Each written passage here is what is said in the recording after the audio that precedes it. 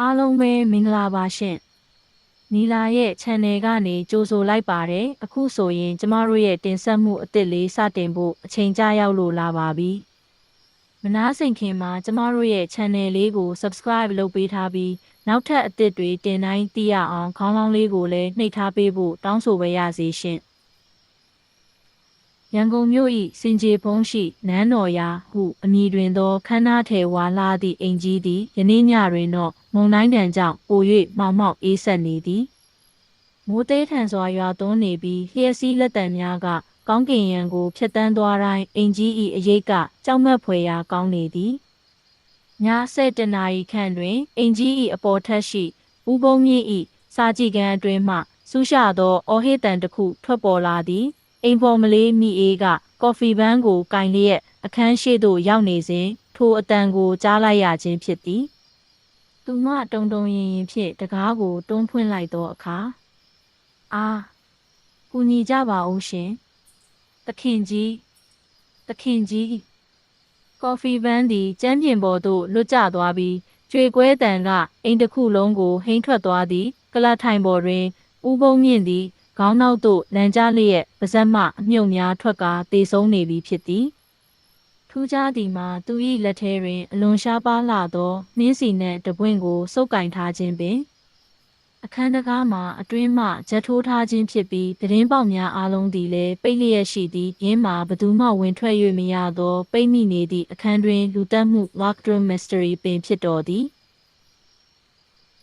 နန်းတော်ရာအိမ်ကြီး၏ဧကန်းကျယ်ကြီးအတွင်း၌နေရန်ကတ်နာရီကြီး၏စကန့်တန်သွားတန်မှာတစ်ချက်ချင်းစိုးရိမ်ရီမှတ်ကိုမြင့်တင်နေတကယ်သို့ရှိသည်အပြင်ဘက်တွင်မိုးကသဲထန်စွာရွာသွန်းမြဲရွာသွန်းနေစေဆုံးထောက်ဦးမင်းထက်သည်သူ၏အမြဲတမ်းလက်ဆွဲတုတ်ကောက်ကလေးကိုအသာယာပုတ်တက်ရင်းအခင်းဖြစ်ပွားရာစာကြည့်ခန်းအတွင်းသို့ဝင်လန်းလိုက်သည်သူ၏နောက်တွင်တပည့်ဖြစ်သူဆိုင်းသူကမှတ်တမ်းစာအုပ်နှင့်ကင်မရာကိုကင်ကာကပ်ပါလာသည်အခန်းတွင်ရှိမြင်ကွင်းမှာကြောက်မက်ဖွယ်ကောင်းလာသည်တန်းကြွယ်တထေဦးဘုံမြင့်သည်သူ၏သားရည်ကလားထိုင်ကြီးပေါ်တွင်ခေါင်းနောက်သို့လန်ကာအသက်မဲ့နေပြီဖြစ်သည်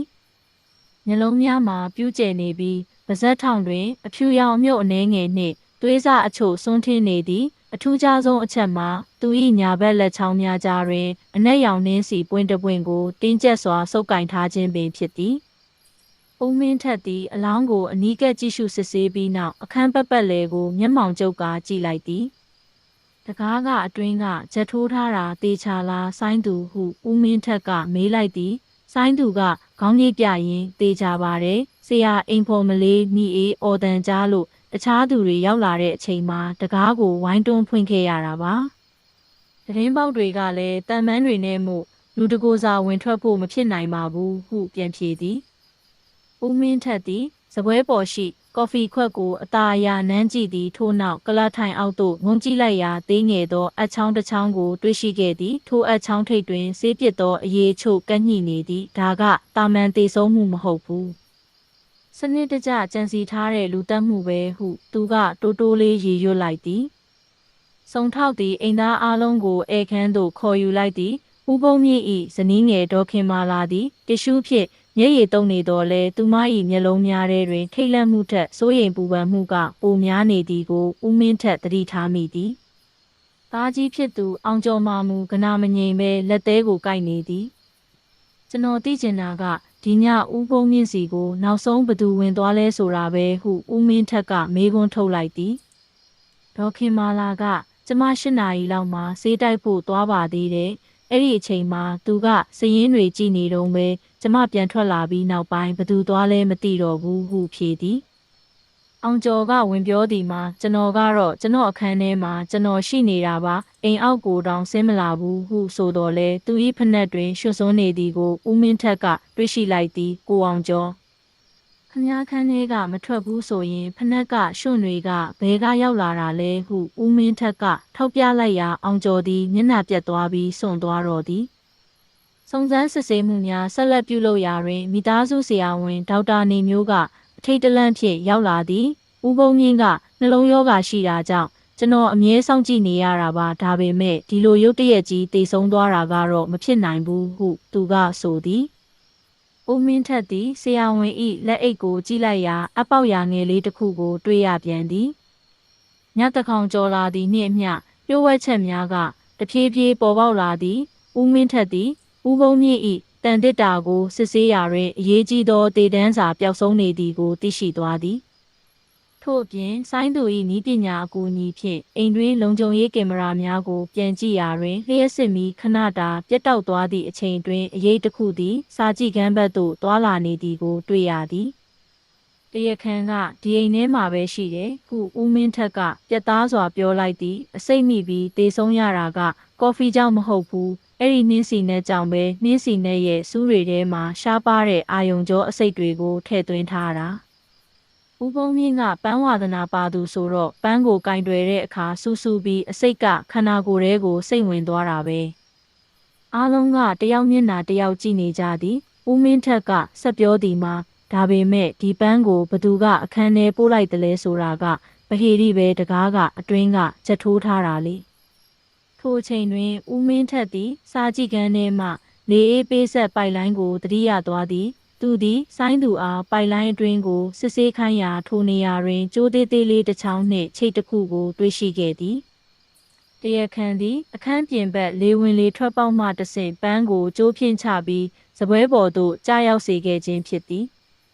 ဦးမင်းထက်သည်ဒေါက်တာနေမျိုးထံသို့လှည့်လိုက်ပြီးဒေါက်တာခမည်းရဲ့ဆေးအိတ်ထဲမှာနှင်းစီနဲ့ရဲ့အစိတ်ဖြေဆေးတွေရှိနေတာကိုကျွန်တော်ဘယ်လိုရှင်းပြရမလဲ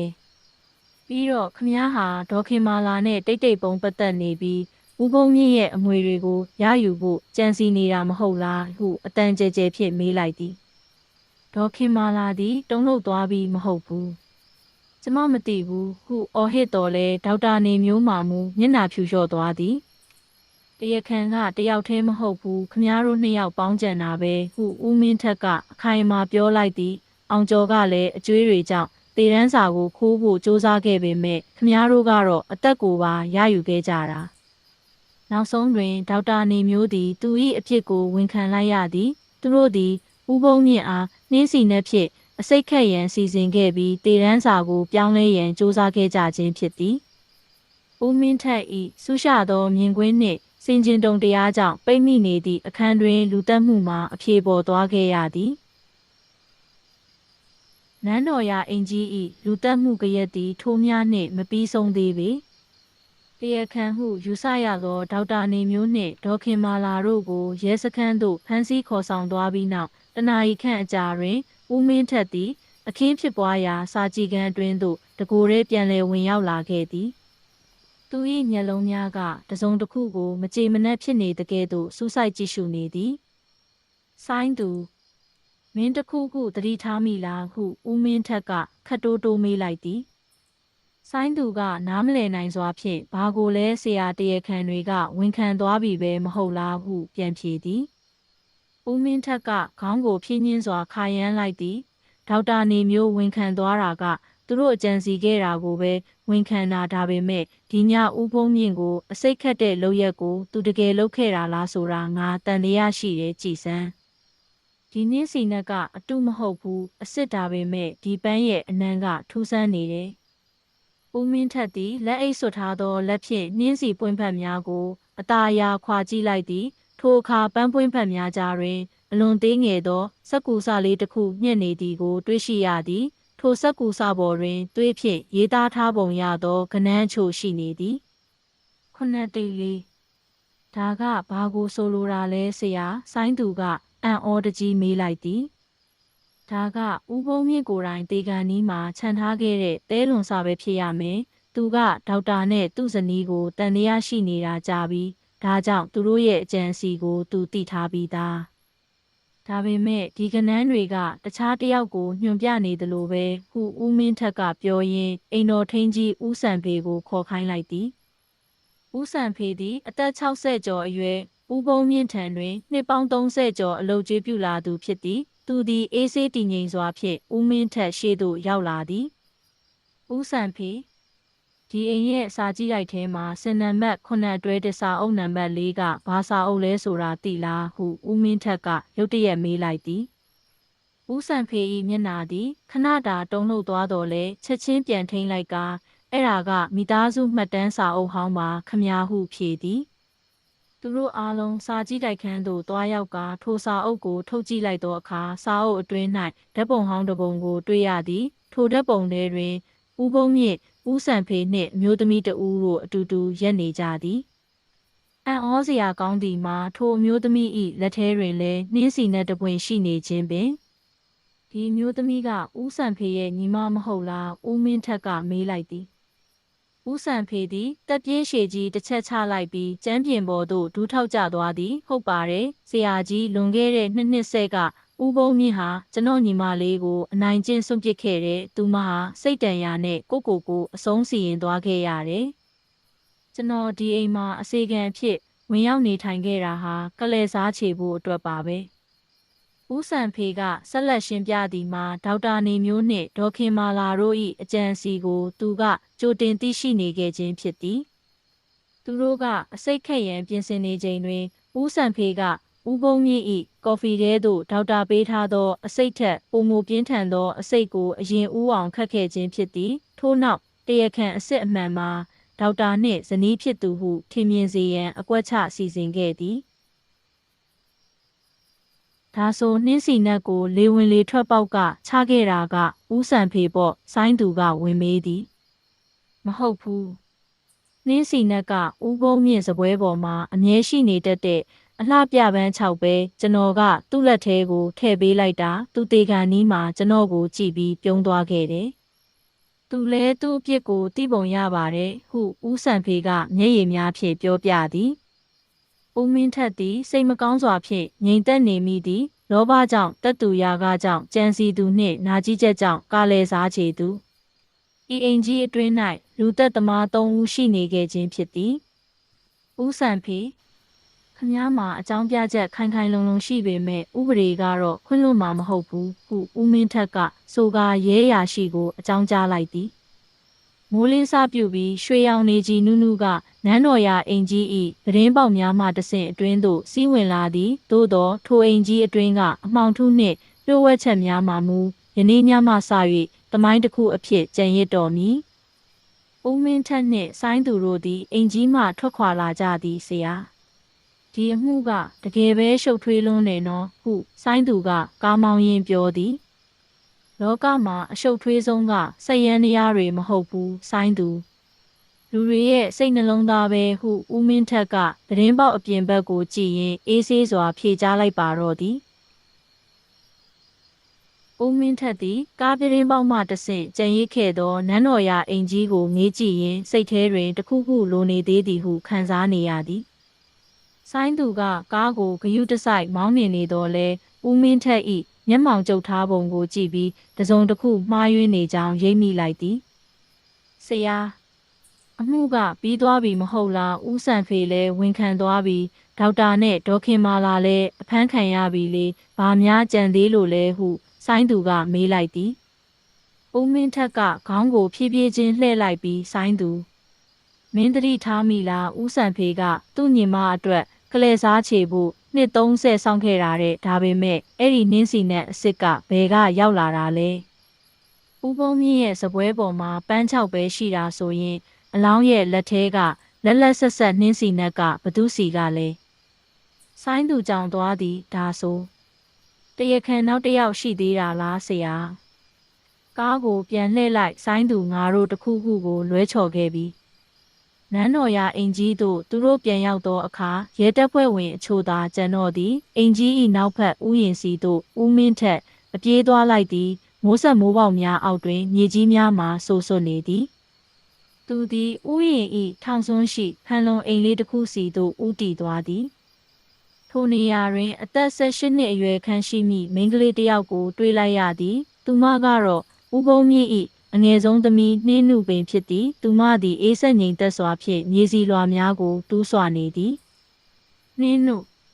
မင်းပါလုံနေတာလဲဦးမင်းထက်ကမေးလိုက်သည်မိန်းကလေးကစက္ကနဲလှည့်ကြည့်သည်သူမ၏မျက်လုံးများကအေးဆက်လွန်းလာသည်ကျမပန်းဆိုင်နေတာပါဆရာကြီးဖေကပန်းတွေကိုချစ်တာလေဦးမင်းထက်ကသူမအနီးသို့တိုးသွားပြီးဒီနည်းစီနဲ့တွေကိုမင်းကိုယ်တိုင်စိုက်ပျိုးခဲ့တာမဟုတ်လား ဦးစံဖေကိုအစိတ်ပေးခဲ့တာကလည်းမင်းမဲဒေါက်တာနဲ့မင်းရဲ့မိထွေးအစီအစဉ်ကိုဦးစံဖေတည်အောင်လုပ်ခဲ့တာကလည်းမင်းမဲမဟုတ်လားနင်းနူ၏လက်များတုံရင်သွားသည်သူမကထူးဆန်းစွာရေမောလိုက်ပြီးဆရာကြီးကတကယ်ပဲတော်တာပဲဟုတ်တယ်ဦးစံဖေကဖေဖေကိုတက်ချင်နေတာကြားပြီးကျမကသူ့ကိုခွင့်ရေးပေးလိုက်ယုံတင်ပါဖေဖေကကျမအမေကိုဘလို့နှိပ်စက်ခဲ့လဲဆိုတာဆရာကြီးသိမှာမဟုတ်ဘူးဒီအိမ်ကြီးထဲမှာအားလုံးကလူသက်သမားတွေကြီးပဲကျမကတော့အားလုံးကိုတယောက်နဲ့တယောက်တတ်ခိုင်းလိုက်တာဆိုင်းသူသည်အံ့အားသင့်ကပါဇက်အဟောင်းသားဖြစ်သွားသည်အမှုဤတကယ်နောက်ွယ်မှကျိုးကင်သူမှအသက်ငယ်ငယ်လေးနှင့်အေးဆေးလှသောနှင်းနုဖြစ်နေခြင်းကြောင့်ပင်မင်းကနှင်းစီနက်ကိုအလောင်းလက်ထဲထည့်ခိုင်းခဲ့တာလားဦးမင်းထက်ကမေးသည်မဟုတ်ဘူးအဲ့ဒါကဦးစံဖေလောက်တာဒါပေမဲ့ပန်းကိုအစိမ့်စိမ့်ပြီးသူ့ကိုပေးခဲ့တာကကျမပဲဦးစံဖေကသူ့ကိုယ်သူတရားခံလို့ထင်နေရှာတာတကယ်တော့သူခတ်တဲ့အစိတ်ကအာနိသင်မရှိဘူးဖေဖေကိုတကယ်သေးစေခဲ့တာကကျမပန်းမှာစိန်ထားတဲ့အစိတ်ပဲဟုနှင်းနုကတည်ငြိမ်စွာဝန်ခံလိုက်သည်